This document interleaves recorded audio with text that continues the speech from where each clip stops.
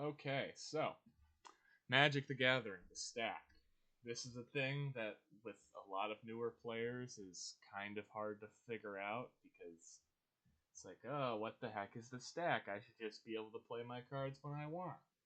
The way you gotta think of the stack is like a cake. You got the first card that you play, and then you got the card that someone responds to you playing.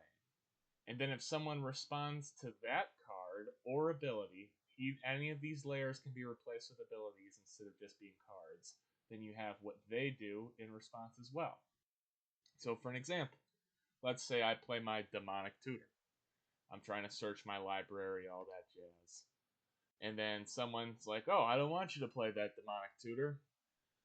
I'm going to play Counterspell. So, you got the Demonic Tutor. It's still on the stack. It hasn't resolved yet, so you haven't gotten your search. And then someone plays a counter spell.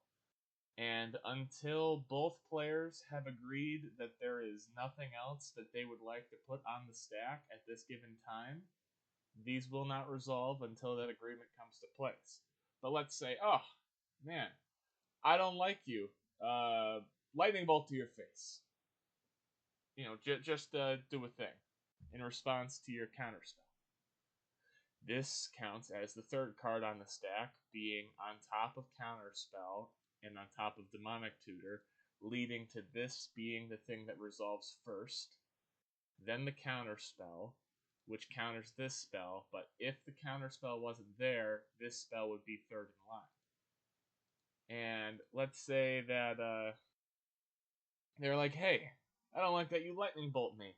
I'm going to tap my Llanowar Loam Speaker and make one of my lands a 3/3 elemental.